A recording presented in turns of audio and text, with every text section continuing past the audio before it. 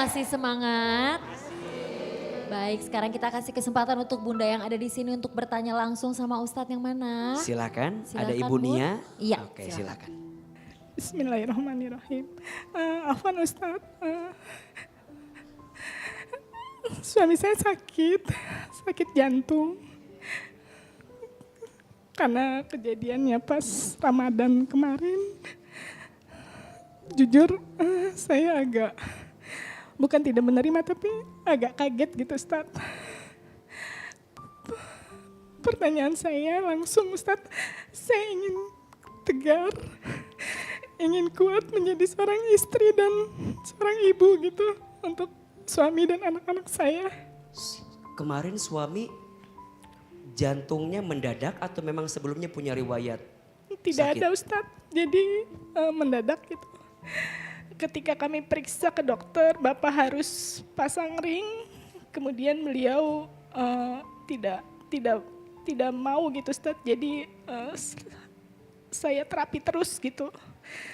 Kenapa beliau tidak mau dipasang ring? Jika kemudian itu adalah rekomendasi dari dokter agar bisa lebih baik. Karena beliau ya mungkin usianya kan belum terlalu, menurut beliau gitu, saya masih sehat yang katanya gitu ya. Jadi saya sebagai istri cuman saya udah bilang seperti itu Ustaz. Kalau kata dokter itu yang terbaik, kenapa enggak yang saya bilang gitu. Cuman dia bilang enggak, mungkin ada cara yang lebih baik gitu selain memasang ring gitu. Itu Ustaz. Jadi saya ingin kuat aja gitu Ustaz, ingin jadi sosok perempuan yang kuat karena kan jujur saya nggak kuat gitu. Buat saya dia suami yang sangat baik gitu, sempurna walaupun tidak ada yang sempurna gitu, makanya saya sempat bilang kenapa nggak saya aja yang sakit gitu kan. Bunda pernah ngobrol sama suami terkait keresahan yang Bunda miliki ini? Pernah. Pernah bilang apa sama ayah, sama suami maksudnya? Aku pengen kamu sembuh, pengen terus mendampingi aku bersama anak-anak. Beliau bilang karena itu ya jangan pernah lelah menemani aku terapi, kata dia gitu. Iya pasti. Cuman jujur tetap saya ada perasaan takut gitu Ustadz. Apa jawaban suami terkait keresahan Bunda ketika bilang seperti itu? Katanya, aku milik Allah, jadi kamu banyak minta sama Allah. Bunda sayang dan semua yang sedang diuji. La yukallifullahu nafsan illa usaha. Allah tidak akan mungkin memberikan beban kepada manusia melebihi batas kemampuannya. Bunda sayang kita semua pengen sehat, betul? Tapi kalaupun kita sakit, yang menakdirkan siapa? Allah. Kalaupun kita diuji, yang memberikan siapa? Allah. Maka Bunda akan makin tegar dalam hidup kalau Bunda bersandar sama Allah. Jangan terlalu khawatir dengan sesuatu yang belum terjadi. Ada dua sikap manusia yang tidak akan membuat dia bahagia. Satu, sering gelisah dengan yang sudah terjadi. Dua, sering khawatir dengan yang belum terjadi. Orang beriman tuh yakin sama Allah. Ya Rob, yang ngasih sehat Engkau. Yang ngasih sakit pun juga Engkau. Kami mohon ya Allah, Engkau yang bisa menyembuhkan semua penyakit yang kita rasakan. Kalaupun pada akhirnya yang kita khawatirkan terjadi, Bunda jangan takut. Karena sesungguhnya kita semua tidak punya apa-apa. Semua milik siapa? Milik Allah. Ingat, kita boleh kehilangan apapun. Asal jangan kehilangan Allah di hati kita. Karena hanya Allah yang bisa menguatkan kita. Hasbunallah wa ni'mal wakil. Ni'mal maula wa ni'man nasir. Sejak terapi sebulan kemarin, alhamdulillah Bapak sudah lebih baik. Tapi kan kalau laki-laki itu kan tidak seperti perempuan gitu ya, maksudnya cerita gitu. Jadi kayak saya tahu sih sakit pasti Bapak, cuman nutupin gitu dari saya gitu. Menegarkan dirinya sendiri gitu maksudnya. Ma, aku percaya kamu kuat, kata dia gitu. Dan ada Allah, kata dia gitu. Gitu sih Kak. Plong, lebih tenang. Dan ada doa juga kan tadi yang beliau sampaikan. Saya insya Allah mau ngamalin terus. Kajian hati. Baik, sekarang kita kasih kesempatannya untuk Bunda di sini. Ini pertanyaan terakhir, boleh silakan. Silakan. Yang mau tanya, Bun? Assalamualaikum warahmatullahi wabarakatuh. Waalaikumsalam warahmatullahi Saya dengan Ibu Nia. Saya ingin bertanya, tapi saya ingin bercerita dulu tentang kehidupan rumah tangga saya. Saya menikah sudah hampir 17 tahun untuk di tahun ini. Cuman dari awal tahun pernikahan sampai sekarang, saya merasa ujian saya tuh banyak banget. Karena dari awal nikah suami saya udah menyakiti hati saya. Bahkan saya sempat ditinggalkan selama 8 bulan. Di saat anak saya yang pertama itu berusia 1 tahun 8 bulan. Dia nggak menafkahi saya berusaha kerja sendiri. Tapi saya tetap kuat dan saya tetap yakin bahwa dia mau berubah gitu kan Ustaz. Di saat itu saya berusaha menguatkan hati saya terus untuk terus bertahan. Yakin sama Allah kalau dia tuh mau kembali sama saya. Di bulan ke-9 dia balik ke saya untuk minta maaf segala macam. Saya maafkan, saya menata rumah tangga kembali. Di tahun berikutnya masih baik. Di tahun berikutnya kembali dia melakukan hal yang sama. Melakukan perselingkuhan kembali kepada saya. Tapi saya tetap kuat dan saya nggak mau saya meninggalkan dia. Saya nggak mau berpaling kemanapun. Karena saya punya anak perempuan. Selama ini saya berusaha kuat, ikhlas. Di tahun kemarin suami saya mendapat ujian besar dari Allah. Dia harus kehilangan pekerjaan, harus diuji dengan penyakit yang begitu berat, harus kena penyakit ginjal. Di situ juga ibu mertua saya udah menyalahkan saya terus. Tapi di situ pun saya yang terus ada buat suami. Di situ pun suami saya tuh nggak mau bertobat, belum mau mendekatkan diri sama Allah gitu kan. Sampai anak perempuan saya pun sempat mengalami depresi, sampai mengalami syok. Dia nggak berani ketemu orang, sampai dia sempat ngomong, aku benci sama laki-laki, kalau ayah kayak gini, aku nggak mau nikah. Aku sampai ya Allah Kak, kamu anak perempuan Kak, mama satu-satunya, karena anak yang dua kan laki-laki. Apa yang harus saya lakukan untuk suami? Dan amalan apa yang saya harus tanamkan untuk anak perempuan saya? Dan untuk saya sendiri Ustadz, itu aja.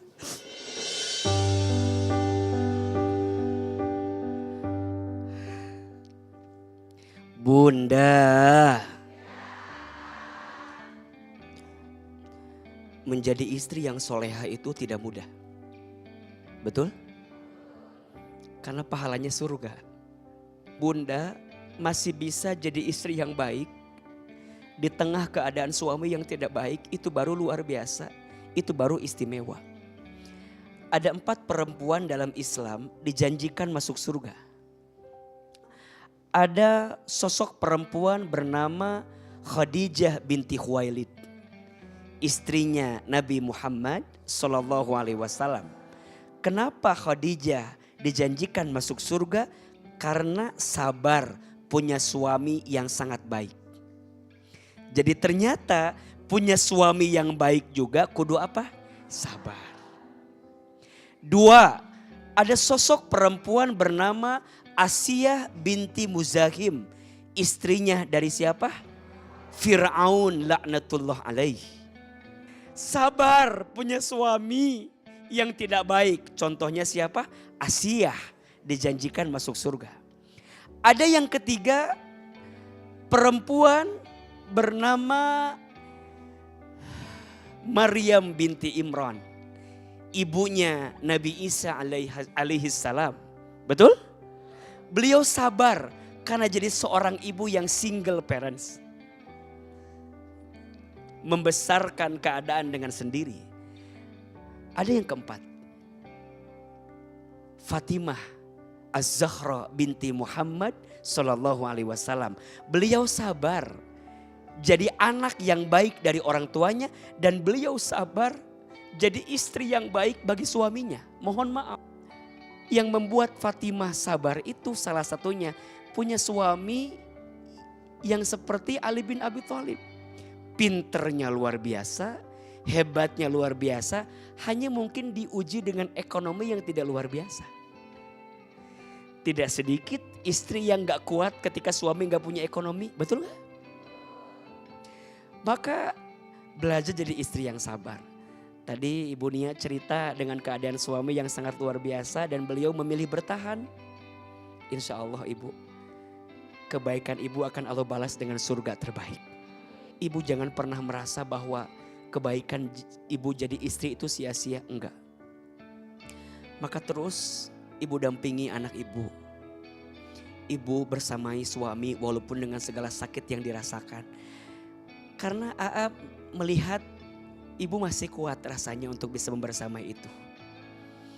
Ya kecuali mohon maaf ada perilaku-perilaku yang tidak bisa dirubah. Sudah melampaui batas. Dan sebenarnya batas itu kita juga yang bisa melihat. Betul gak? Kita punya pasangan. Kita bisa melihat nih. Ini bisa berubah gak? Ini bisa diperbaiki gak?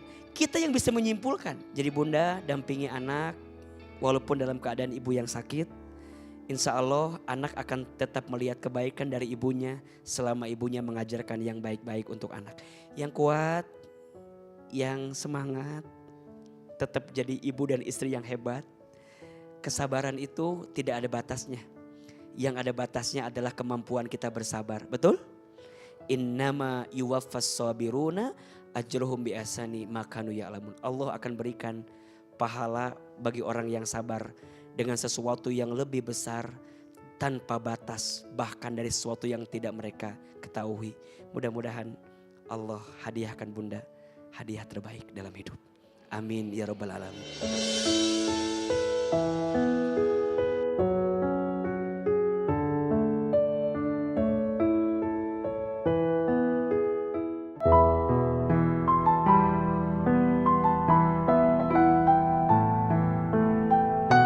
Terakhir kita angkat kedua telapak tangan. Kita berdoa kepada Allah untuk semua pemirsa yang sedang diuji, yang sedang diberikan rasa sakit, yang sedang diberikan musibah. Angkat kedua telapak tangan. Kita berdoa kepada Allah, semoga kita diberikan kekuatan untuk melewati semua ujian ini. Istighfar 3 kali. Astagfirullahaladzim. Astagfirullahaladzim. Astagfirullahaladzim. Aminkan dalam hati masing-masing. A'udzubillahi minasyaitonirrajim. Bismillahirrahmanirrahim. Alhamdulillahi rabbil alamin. Allahumma sholli ala sayyidina Muhammadin sallallahu alaihi wasallam wa ala alihi wa sahbihi ajmain. Ya Allah, ya Qadir, ya Muqtadir. Duhai Allah yang maha menggenggam takdir. Ya Allah, tidak ada yang kebetulan dalam hidup ini. Semua yang terjadi pasti sudah diatur dalam catatan takdir-Mu.